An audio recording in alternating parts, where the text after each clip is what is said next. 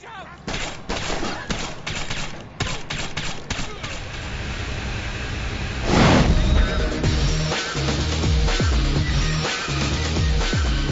to Players Only, your backstage pass behind the scenes of today's PC and video game industry. I'm Scott Steinberg, and this week we're exploring the topic of convergence, the intersection between Hollywood, the recording industry, and video games. Co-host Diana Falzone, Casey Young, and I ask, does it really matter, and will they all play nicely together? Other media industries are really interested in gaming right now because the gaming industry is growing extremely fast. It's one of the only media industries that's really been growing in the last few years, and there's a tremendous opportunity for them to expand their audiences. You know, the convergence between movies and games is one of those interesting things. There's this sort of idea of how do you take these different disparate elements from these other areas and make them into either, translate them into a movie or translate them back into a game. For games, the expectation of the audience is you've got something that's playable and fun to get under your thumb. For a movie, the expectation is for someone who's going to sit down and watch it from a big distance and completely immerse themselves in it. So to have those things converge, you take the things that work for both. So for example, playing a game, awesome camera work and immersive sounds work great for games, they work great for movies. But you're not going to have a lot of dialogue-heavy drama scenes in a video game. It's very difficult to pull that off and make that actionable. The C word for me is collision, not convergence. And then convergence implies that it's kind of, that we know what we're doing and it's flowing together. I think it's just sort of bumping and smashing into each other. It's happening. I'm working on an animated movie. I talk to a lot of designers. I talk to a lot of internet marketers. We have the same conversations. Filmmakers. We just end up having all sorts of crossover. I'll tell you, convergence in concept is very real. In application, it's very hard to achieve. And a lot of it is like we want to use the databases that we have databases built, and then we help. Those same databases are fueling the movie, fueling a television series, fueling the game. It's true digital backlot stuff. And what people don't realize is when that really meets its hardest hurdle to cross, it's not a technological hurdle. It's not even a production hurdle. It's a legal hurdle. Because you have the film studio wants to own all their databases. The television studio says, well, isn't it a show? We want to own all the data. And then the game companies are like, oh, we want to own it. And you're like, guys, don't you all want to make more money? So I think games that are based on intellectual properties that exist are, have a burden.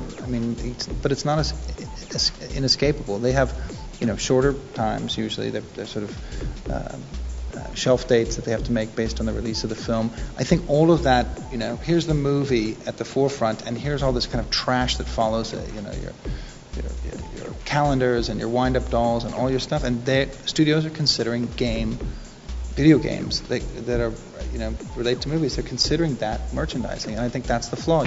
All right, but if video games shouldn't be considered just soulless product, how to make them stand out?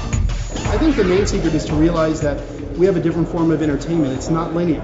We're telling stories that are centered around the player, so we have to make them the centerpiece of what we're doing.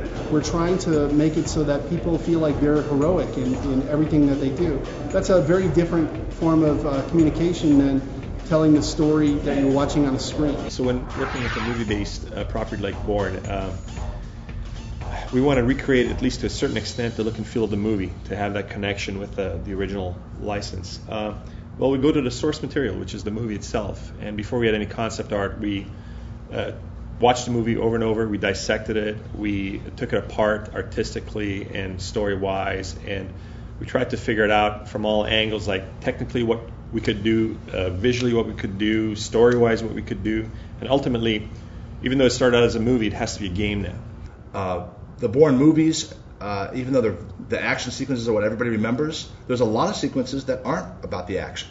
But a game has to have a lot more action. So how do you make those two things work together? And that's what we spent a lot of our time doing, is making sure that we had the Bourne video game experience dialed in, as opposed to saying, well, we're trying to exactly duplicate the novels or the movies. We try to have a flexible approach, but it always starts out with pencil to paper, sketches, and then iteration after iteration, refinement. And it's not a closed environment where it's just a concept artist down. We're very collaborative.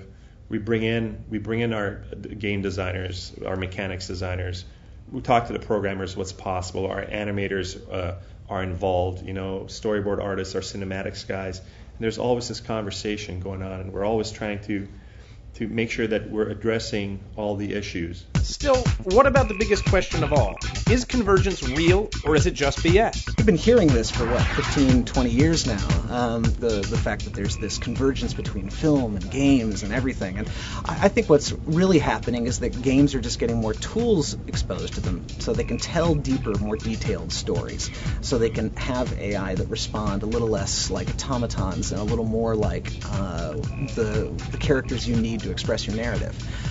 So convergence, I think, is a bit of a misnomer. It's not that games should want to be like Hollywood or that Hollywood should want to be like games. It's that the games now have more toys in their toy box in which to tell a deeper story. Well, I certainly think the things that are in this year's top games, things like BioShock, the way narrative is employed to compel you to want to drive through that city and to continue to employ the mission and still be physically challenged is really important. Right. And I think you'll see more of that. I think that the ability to have more characters that you can relate to, and that there's the technological changes that allow game makers to present things in the way that filmmakers do. Narrative in gaming, I just feel like there's something. There are new forms of narrative that are about to be born if they're not happening already, and I just think it's important that we all start talking and communicating with each other.